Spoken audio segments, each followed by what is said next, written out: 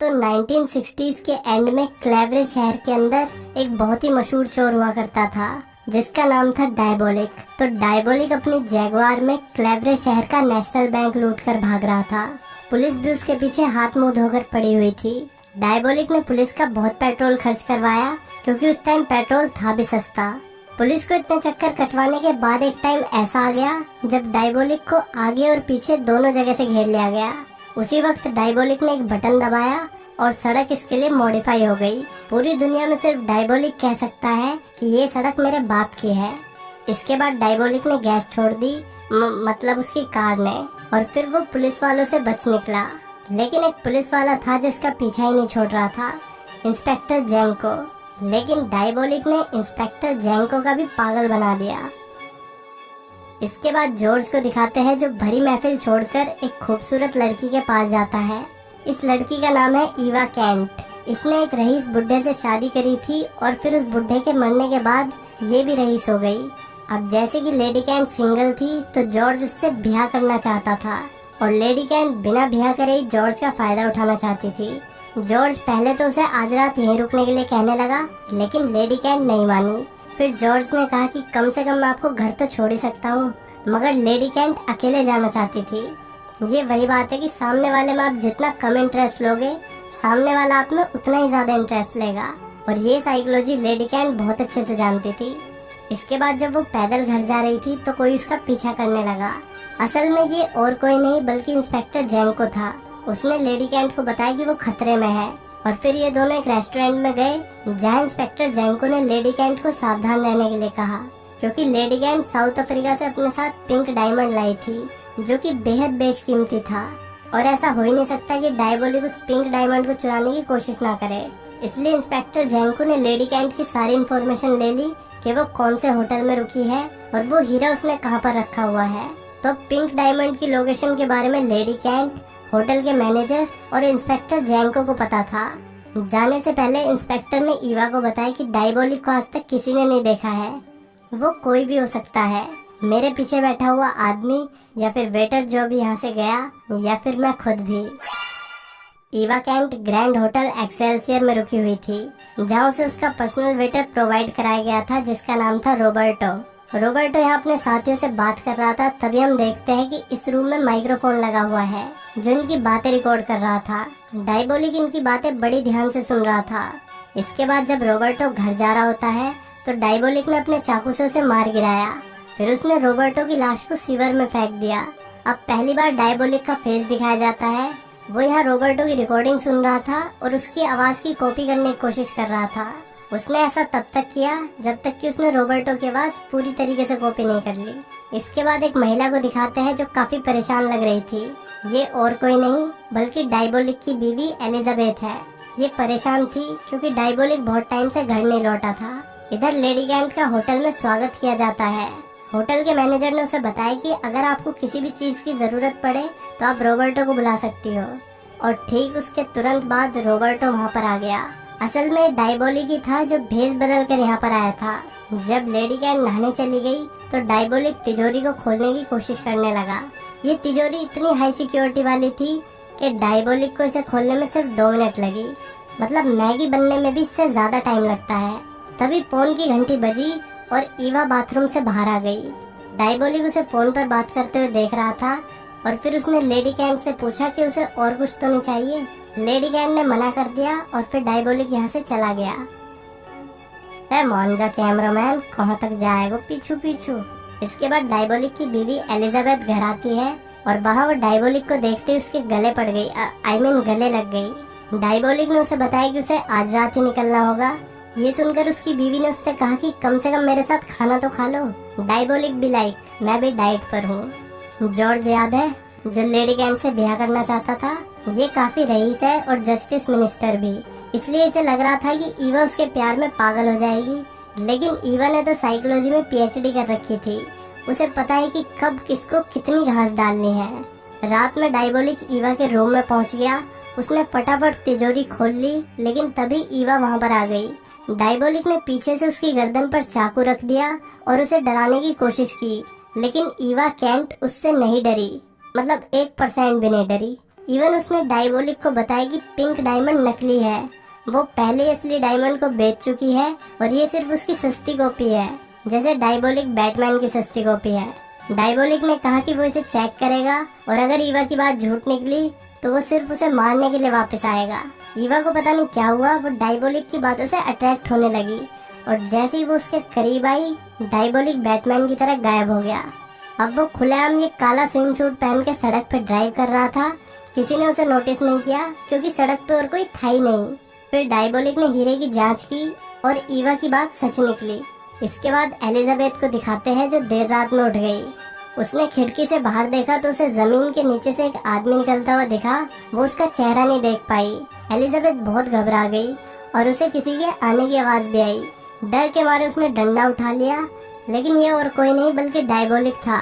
फिर एलिजाबेथ ने डायबोलिक को हड़बड़ाते हुए बताया कि उसने जमीन के नीचे से बिल्कुल तुम्हारे जैसे सूट पहने हुए किसी आदमी को निकलते हुए देखा था।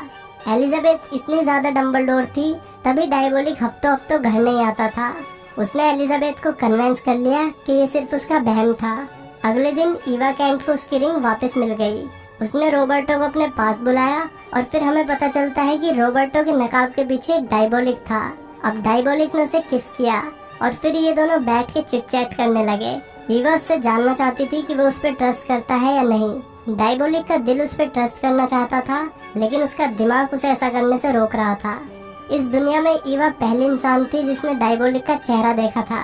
हालांकि उसकी बीवी ने भी उसका चेहरा देखा था, लेकिन वो उसे वॉल्टर के नाम से जानती थी। जब ईवा ने उससे पूछा कि तुम्हारा असली नाम क्या है, तो डायबोलिक ने कहा कि लोग मुझे वॉल्टर के नाम से जानते हैं, लेकिन ये नाम भी नकली है।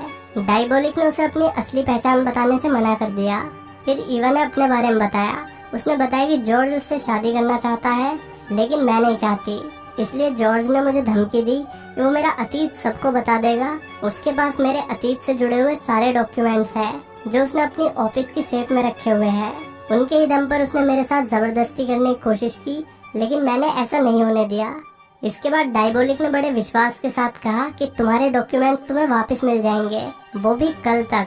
डायबोलिक ने उससे कहा कि वो कल दोपहर मिड डे कैफे में उसका इंतजार करे और जो भी आदमी तुम्हारे पास आकर कहेगा गू खा लो, तो समझ जाना वो मैं हूँ। तभी यह मैनेजर आ गया।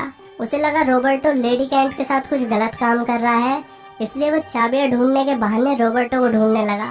डायबोलिक अलमारी में छुपा हुआ था, जहाँ पर चेक करने के लिए मैनेजर कभी भी आ सकता था। तभी हम देखते हैं कि ईवा कोड लैंग्वेज में बात कर सकती है, बिल्कुल डायबोलिक की तरह। उन दोनों ने कोड लैंग्वेज में बात करके मैनेजर का ध्यान भटकाया और फिर डायबोलिक यहाँ से निकल गया।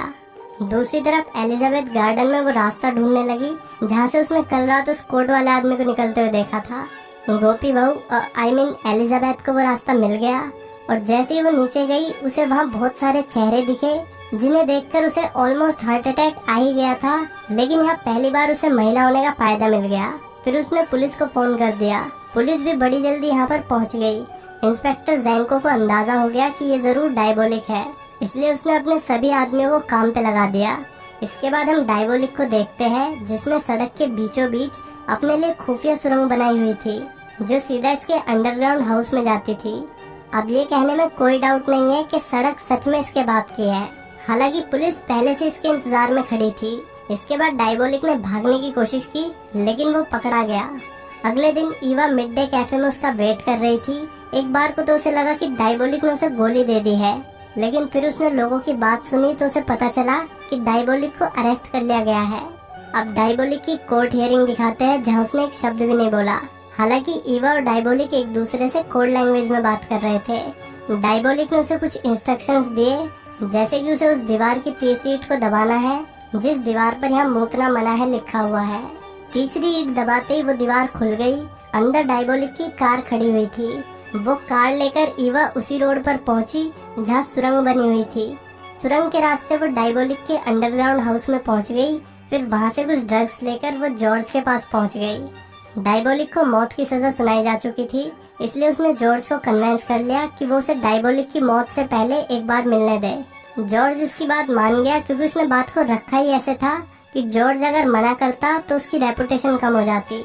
लेकिन जॉर्ज भी उसके साथ चलना चाहता था। जुगाड़बाजी से वे लोग डायबोलिक से मिलने पहुंच गए। उनके बीच आधे घंटे बात हुई। इसके बाद जॉर्ज और ईवा बाहर आ गए। अगले दिन डायबोलिक को मारने के लिए गिलोटिन की धार बनाई जाने लगी। यहाँ पर मौत की सजा सर धड़ से जुदा करके दी जाती थी। डायबोलिक के चेहरे पर कोई एक्सप्रेशन नहीं थे। मरने से पहले भी वो बिल्कुल शांत था। ये बात इंस्पेक्टर जैंको को काफी अजीब लग रही थी। तभी जैंको के साथी ने डायबोलिक को देखकर कहा कि ऐसा लग रहा है जैसे डायबोलिक ने ड्रग्स ले रखे हो। ये सुनते इंस्पेक्टर जैंको के दिमाग की बत्ती जली, लेकिन उसके कुछ करने से पहले ही काम तमाम हो गया। असल में डायबोलिक नहीं बल्कि जॉर्ज था। यहाँ हमें पता चलता है कि डायबोलिक ने पहले ही जॉर्ज का चेहरा बना रखा था और उस रात ईवा 2 मास्क लेकर आई थी और 2 ड्रग्स। पहले ड्रग्स से जॉर्ज ने अपनी सेफ का कोड बता दिया और ये भी बता दिया कि उसने डायमंड और ज्वेलरी कहाँ पर रखी हुई है, और दूसरा ड्रग उसे होश में भी बेहोश रखने के लिए था। इधर डायबोलिक जॉर्ज बन के उसके ऑफिस गया और वहाँ से ईवा की फाइल ले आया। पुलिस भी वहाँ पहुँच गई, हालांकि हमेशा की तरह वो देर से पहुँचे। इसके बाद एक अमीर लेडी को दिखाते हैं जो अपना कीमती सामान सबसे सुरक्षित लॉकर में रख रही थी। ये लॉकर कई परतों से मिलके बना हुआ था, जिससे इसकी सिक्योरिटी डबल हो जाती है। दूसरी तरफ इंस्पेक्टर जैंको डायबोलिक को पकड़ने का प्लान बना रहा था। उसे पता था कि इस वक्त सबसे ज्यादा माल किसके लॉकर में है, इसलिए इंस्पेक्टर ने अंदाजा लगा लिया कि डायबोलिक अब वही मुंह मारेगा। इधर उस अमीर महिला को दिखाते हैं जो और कोई नहीं बल्कि ईवा कैंट थी। ईवा ने अब डायबोलिक को लॉकर की सारी जानकारी दे दी। डायबोलिक ने प्लान बनाया कि वो सीवर के रास्ते से लॉकर में घुसेगा। लॉकर रूम में सेंसर लगे हुए थे, इसलिए उसने वहाँ पानी भर दिया ताकि कोई भी सेंसर पानी में उसे डिटेक्ट न कर पाए। अब पुलिस भी यहाँ आ चुकी थी। इंस्पेक्टर जैंको को यकीन था कि वो सीवर में से ही निकलेगा, इसलिए उसने पास के सभी सीवर्स पर अपने आदमियों को खड़ा कर दिया। हालांकि ईवा की मदद से डायबोलिक बाहर आ गया, लेकिन 2 पुलिस वाले यहीं खड़े हुए थे। उसने अपने चाकू से दोनों पुलिस वालों को ठिकाने लगा दिया। इससे पहले वो पानी के रास्ते से यहाँ से निकलता, इंस्पेक्टर ने उसे शूट कर दिया। इंस्पेक्टर जैंको को लगा कि उसने डायबोलिक को पकड़ लिया है, लेकिन उसे नहीं पता था कि उसके साथ ईवा भी है। ईवा की मदद से डायबोलिक को मौका मिल गया और वे दोनों बोट में बैठकर निकल गए। इंस्पेक्टर जैंको ने दूर से देखता रह गया। कुछ दिनों बाद डायबोलिक ने ईवा को इम्प्रेस करने के लिए असली पिंक डायमंड दे दिया, लेकिन ईवा को अब सिर्फ डायबोलिक चाहिए था, न कि कोई पत्थर का टुकड़ा। ऐसे कुछ ज्यादा नहीं हो गया? तो कैसी लगी ये वीडियो कमेंट करके बताओ, और वीडियो को लाइक और चैनल को सब्सक्राइब करना मत भूलना। मिलते हैं नेक्स्ट